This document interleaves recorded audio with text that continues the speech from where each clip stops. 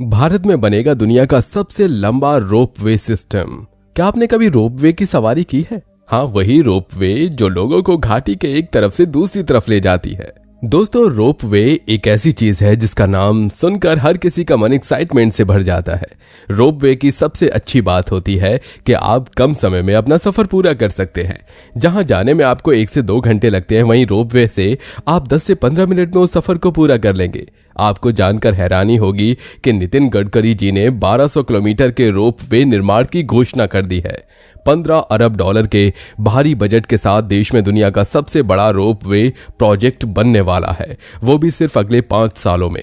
इस प्रोजेक्ट से बदल जाएगा भारत में ट्रांसपोर्ट का स्वरूप। इतना ही नहीं, इस रोपवे की सवारी रोमांच के साथ साथ बेहतरीन नजारों से भी होगी। तो आइए जानते हैं इस बेहतरीन प्रोजेक्ट के बारे में खुलकर। दोस्तों, देश के पहाड़ी इलाकों में रेल, बस या यातायात के अन्य साधनों की पहुंच अब भी पूरी नहीं हो सकी है और कई जगहों पर सड़क बनवाना या रेल लाइन बिछाने का काम न सिर्फ कठिन है बल्कि कई जगह तो प्राकृतिक होने के कारणों से यह संभव भी नहीं है। इसलिए केंद्र सरकार ने पर्वतीय प्रदेशों में ट्रांसपोर्ट का नया साधन रोपवे सिस्टम बनाने की योजना बनाई है। इससे पर्वतीय क्षेत्रों में नई टनल, एलिवेटेड रोड और केबल कार बनाई जाने की उम्मीद बढ़ गई है। बजट में देश की उत्तरी सीमा से लगते गांवों के विकास के लिए वाइब्रेंट विलेज योजना से उत्तराखंड के 5 जिलों में सीमांत पर स्थित 1107 गांवों को इसका लाभ मिल सकता है। नरेंद्र मोदी सरकार पूरे भारत में इंफ्रास्ट्रक्चरल स्ट्रक्चर डेवलपमेंट पर ज्यादा जोर दे रही है। इसी क्रम में पीएम मोदी के नेतृत्व में काशी के इंफ्रास्ट्रक्चर में भी खूब विकास किया जा रहा है। यातायात की सुविधाओं में भी एक तरह से क्रांति लाने का प्रयास है। वाराणसी दुनिया में रोपवे के जरिए आवागमन की सुविधा उपलब्ध कराने वाला तीसरा शहर बनने जा रहा है।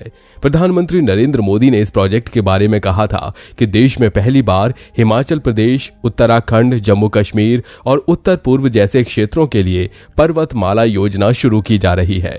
यह योजना पहाड़ों पर परिवहन और कनेक्टिविटी की आधुनिक व्यवस्था बनाएगी। यह हमारे देश के सीमावर्ती राज्यों को भी मजबूत करेगा, जिन्हें जीवंत होने की जरूरत है और जो देश की सुरक्षा के लिए भी जरूरी है। पीएम नरेंद्र मोदी ने कहा कि हमें रोपवे प्रोजेक्ट से काशी के ट्रैफिक सिस्टम को बेहतर बनाने में मदद मिलेगी। उन्होंने कहा कि जो भी काशी आता है एक नई ऊर्जा लेकर जाता है। रोपवे से काशी का आकर्षण और बढ़ेगा। वहीं काशी में कई प्रोजेक्ट पर काम हो रहा है। साथ ही गंगा के दोनों तरफ जैविक खेती को बढ़ावा दिया जा रहा है और इनके टेंडर की प्रक्रिया चल रही है।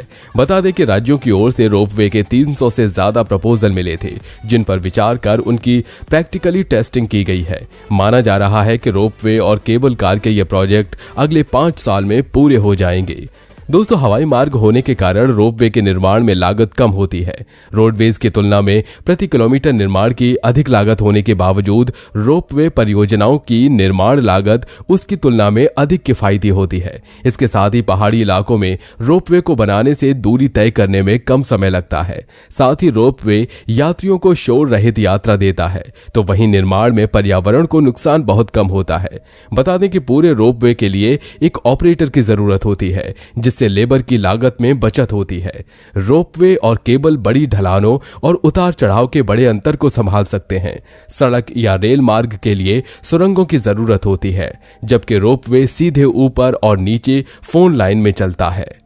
आपकी जानकारी के लिए बता दें कि कैंट स्टेशन से गोदौलिया तक इस रोपवे का निर्माण कराया जाएगा।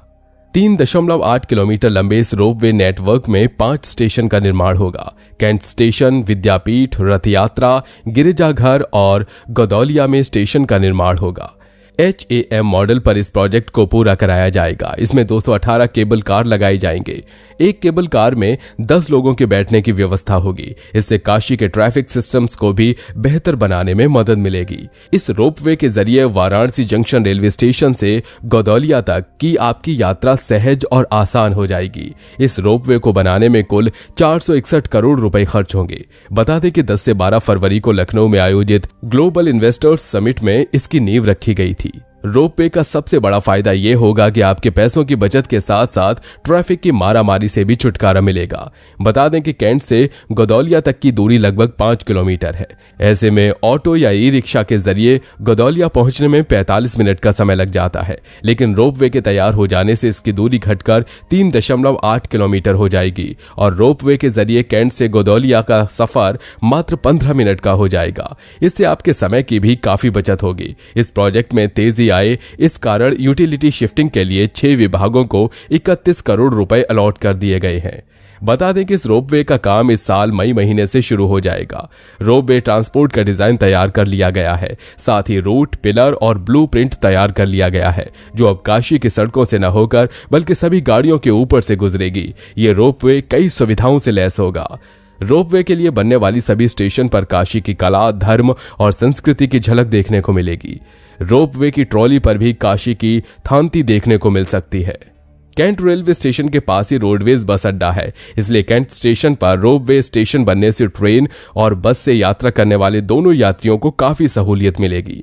National highway logistic private limited के प्रोजेक्ट डायरेक्टर अनुराग त्रिपाठी ने बताया कि बोलीविया के लापाज और मैक्सिको के बाद भारत विश्व में तीसरा देश और वाराणसी पहला शहर होगा जहां पब्लिक ट्रांसपोर्ट के लिए रोपवे का इस्तेमाल किया जाएगा। उन्होंने बताया कि पायलट प्रोजेक्ट है और इसका निर्माण स्विट्जरलैंड की कंपनी बर्थोलेट और national highway logistic private limited मिलकर करेंगी। केंद्रीय सड़क परिवहन एवं राजमार्ग मंत्री नितिन गडकरी ने ऑस्ट्रिया के इंसब्रुक में अल्पाइन टेक्नोलॉजीज के लिए लीडिंग अंतर्राष्ट्रीय व्यापार मेले इंटर अल्पाइन 2023 मेले को संबोधित किया।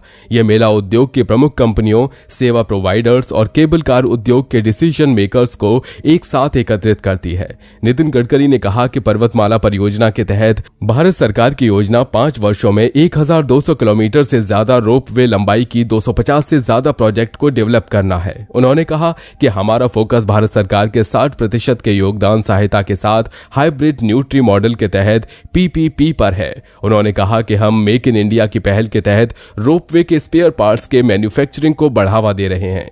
साथ ही हम टिकाऊ और सुरक्षित परिवहन सुनिश्चित करने के लिए और इस परिवर्तनकारी यात्रा का हिस्सा बनने के लिए हम भारतीय इंफ्रास्ट्रक्चर को और अधिक ऊंचाइयों तक ले जा रहे हैं। इस योजना की मदद से अलग अलग जगहों पर रोपवे बनवाई जाएंगे। माउंटेन में ये एक मॉडर्न सिस्टम ऑफ ट्रांसपोर्टेशन होगा। यूनियन मिनिस्टर द्वारा पर्वतमाला योजना की घोषणा यूनियन बजट 2022-23 में अनाउंस की गई थी। इस प्रोजेक्ट की मदद से पहाड़ी इलाकों में रहने वाले लोगों के लिए कनेक्टिविटी बढ़ेगी। पहाड़ी इलाकों में रहने वाले लोगों का जीवन बेहतर बनाने के उद्देश्य से इस योजना को सरकार द्वारा लागू किया गया है। दोस्तों, आपको जानकर हैरानी होगी कि अभी तक वैष्णो देवी मंदिर में भवन तक पहुंचने का एकमात्र रास्ता 12 किलोमीटर लंबा ट्रैक है और इसे जल्दी पूरा करने के लिए एकमात्र तरीका हेलीकॉप्टर है। इसके अलावा इस रास्ते पर आपको पैदल चलकर ही माता रानी के दर्शन करने होते हैं, लेकिन इसमें भी 6 घंटे और उससे भी ज्यादा का समय लग जाता है। लेकिन रोपवे बनने के बाद यह रास्ता मिनटों में तय किया जा सकता है। जानकारी के मुताबिक रोपवे बनने के बाद यह रास्ता 6 मिनट में पूरा हो जाएगा। इससे समय की बहुत बचत होगी। आपकी इस बारे में क्या राय है, हमें कमेंट करके जरूर बताइएगा। साथ ही वीडियो अच्छी लगी हो तो लाइक करिए और अपनी फैमिली और दोस्तों को शेयर करिए। अगर चैनल पर नए हैं तो सब्सक्राइब करके बेल आइकन को प्रेस करना ना भूलें।